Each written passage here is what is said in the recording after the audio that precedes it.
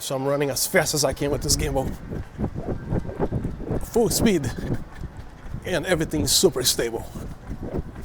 Then go here, and again. Okay.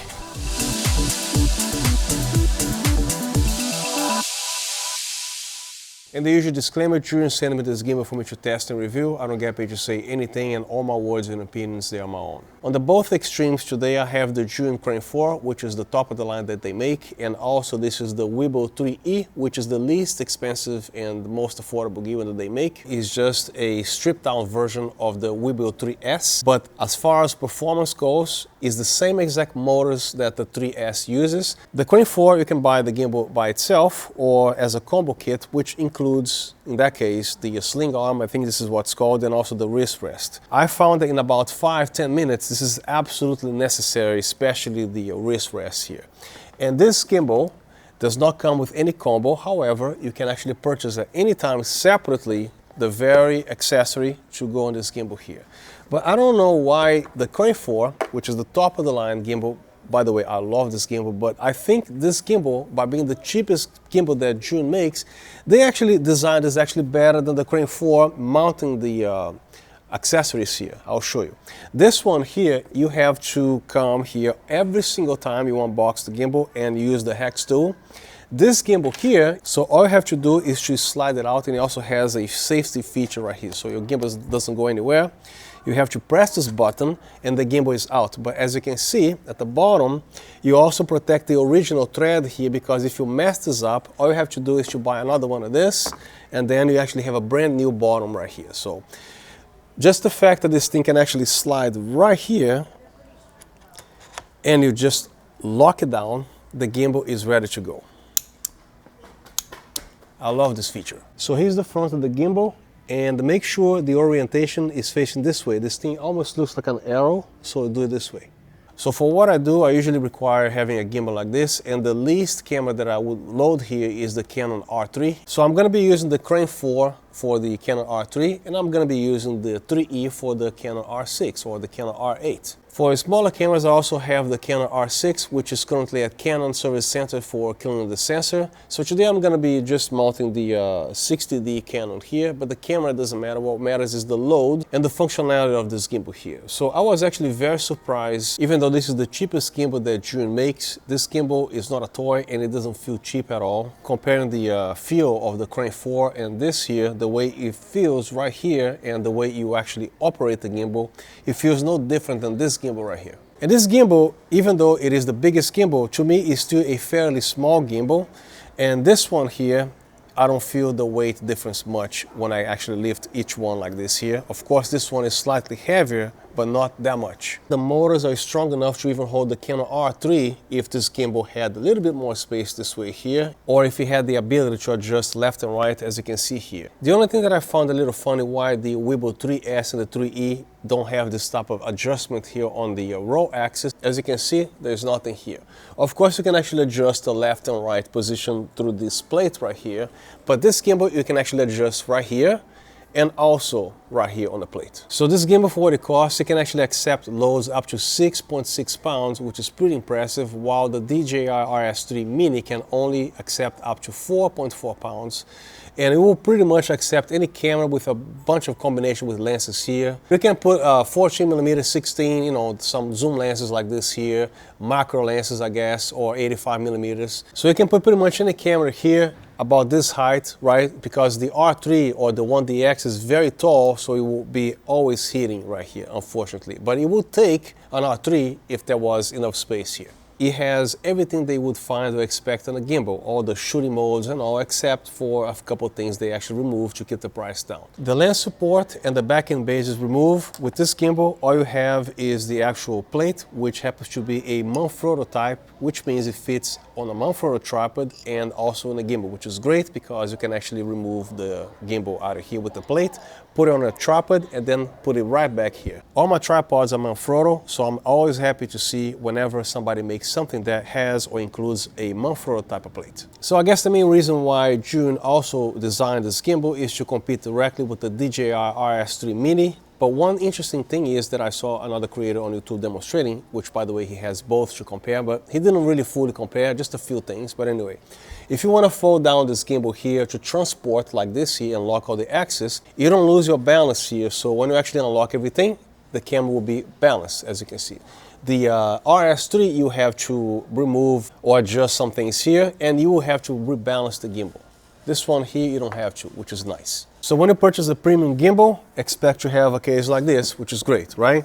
On a budget gimbal, it comes with a case, but it looks like this here, similar to the Crane 3 Lab. But when you actually open this case, there's no hinges or any locks right here. So be careful when you actually open this case and carry around, because you don't want the box to open this way, right? So what I did was to install a little gaffer tape here, so it acts like a hinge, you know, see, like, pretty cool. And in the front here, you put another gaffer tape to actually lock it down. There are no locks here. This is the Crane 3 Lab, which is the same exact material, but it features locks right here. It's not a budget gimbal. That gimbal was launched in 2018. I believe it was, you know, pricey as well, but it comes with this type of case here, which is not really my favorite. Other than that, it's the same case, except it doesn't have the hinges or the locks here. Now, one tiny little detail that Zhiyun forgets, I wish they didn't, is because when you purchase this separate accessory here, and most likely you won't want to remove the quick release, you want to have it permanently on here, so every time, I mean, it's going to be one less thing to mount here, right? So when you lay the gimbal back here, it's going to be about, you know, half a centimeter too short or something like that, 4 millimeters. So I actually grabbed the utility knife and very carefully cut the necessary space to look nice and neat still. So now when I lay the gimbal here with the actual quick release that came with this extra accessory here, I can just lay the gimbal right here. So just make a little cut if that's your case, that you buy the accessories. And the 3S also has the built-in microphone and an integrated field LED. As you can see, it has been removed, and the only USB-C port that you see is this one here. There's not a secondary one for your follow focus and stuff like that. So let me bring the Crane 4 here back, for example. Even though this gimbal has all these features here that you can actually put a follow focus and all, I don't want my gimbal to be heavier and looking like a Christmas tree with the follow focus thing and the extra monitors on the side, a cup holder here on the left side. I just want to mount the camera here, balance, and go. So I don't care if this gimbal doesn't have that, because again, on a gimbal, I don't need that.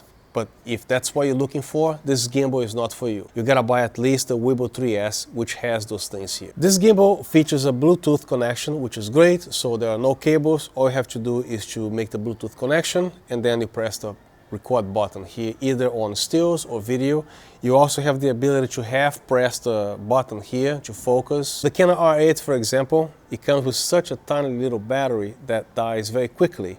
So the advantage of that, this gimbal has the USB-C port, which allows you to actually charge your Canon R8 if you have one right here. So you can actually have this camera for as long as the battery here lasts. So according to Zhiyun, this battery lasts up to 10 hours, and that's on active use, right? I never tested the full 10 hours because I will die before the battery dies. So I would actually believe that this battery actually lasts 10 hours, because when I unboxed this gimbal, of course, the first thing that I did was to test it, and that lasted for about 2 hours, and I only lost 1 bar on the actual battery gauge here. So it should last 10 hours. Now, if you use this thing on the go all day long, I'm not sure. But even if it did not last 10 hours, let's say it lasts 7 or 8 hours, I would say it is still plenty of time for you to complete whatever project that you're doing in a day. Then you go home, charge it, and then back again on the road with the battery fully charged. So speaking of balance, I actually have the gimbal balance for the lens to be all the way down to 24 millimeters. But these motors, they are very strong. So if occasionally you want or need to actually zoom in all the way to 105 millimeters, for example, this gimbal will take it. But put it back here where it was originally set. If you plan to actually shoot at a 50 millimeters, for example, make sure you balance. It's just a good practice to do that. But this gimbal can actually go from 24 to 105 without a problem. The only thing, in my opinion, that you can't really do is to actually go from 24 to 105 and then run with the gimbal, you know, because the vibration is going to occur. But if you're actually doing something normal, you can do that. Otherwise, balance the gimbal to 105 or balance the gimbal to 35 millimeter or whatever millimeter that you need right now. I guess because of the price of this gimbal, a lot of people will probably have the questions such as, can you control the ISO, shutter speed, aperture, etc.? Of course you can. All you have to do is to either connect the cable from here to the camera or via Bluetooth.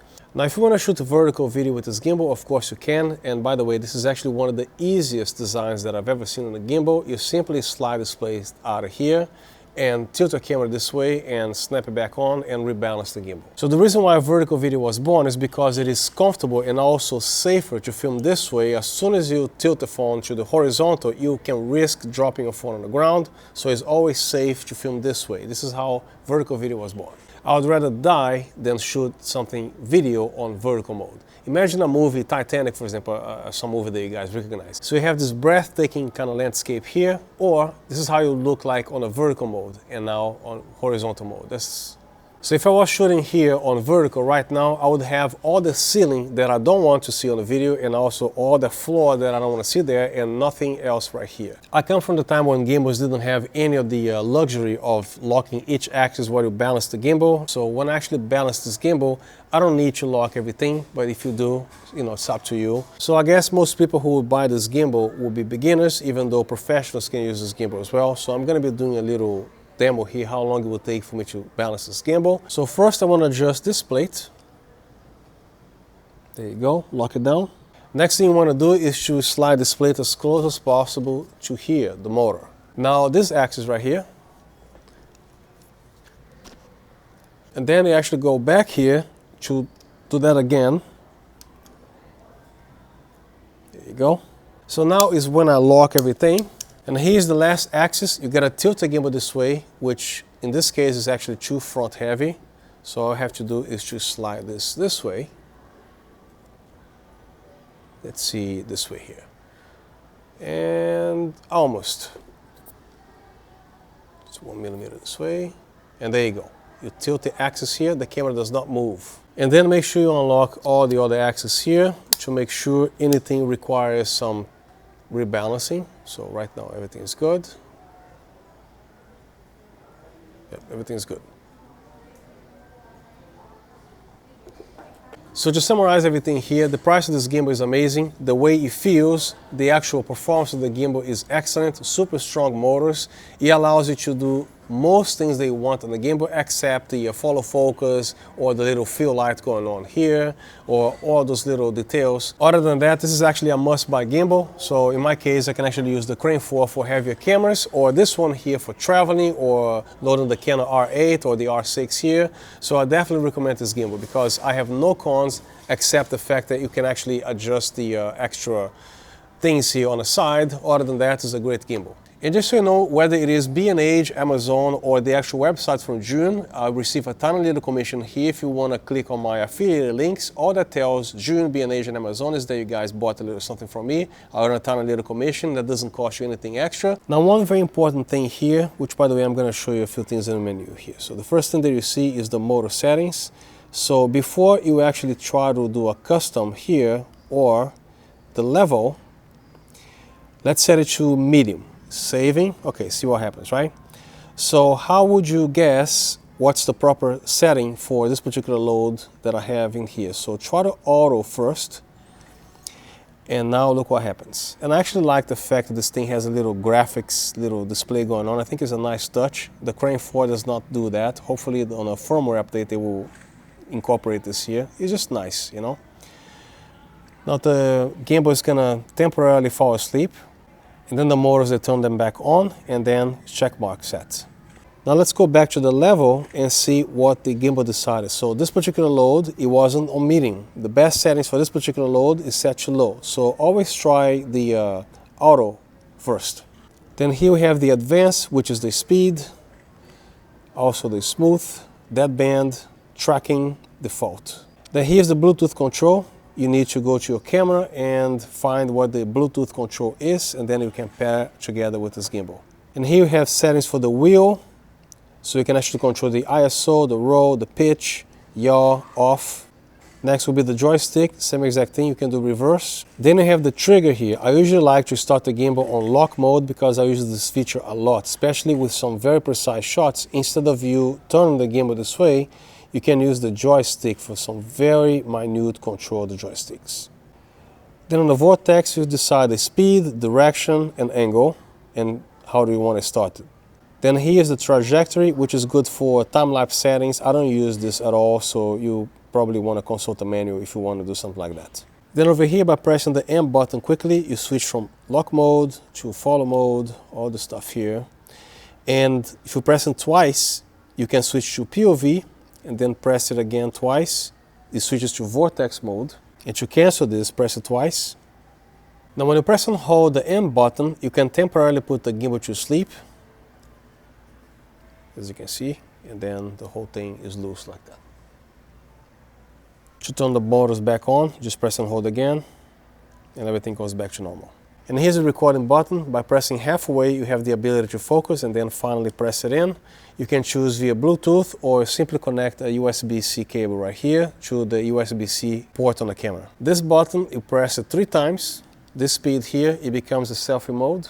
And this wheel, as I showed you in the menu, you can actually adjust all kinds of things. I prefer to adjust the tilt in my case or preference. And also when you press and hold this button, you enter go mode, which is for action shots. As long as you're pressing, it's going to be set to go. When you release, it goes away. And on the app, you can actually tell this thing to be on go at all times. But here, you have to temporarily press this button. And that's the end of the video. I hope you found the contents helpful. If you have any questions, please drop them down in the comment section. I try to respond to everything that I see there. So once again, thank you so much for watching, and I'll see you next time.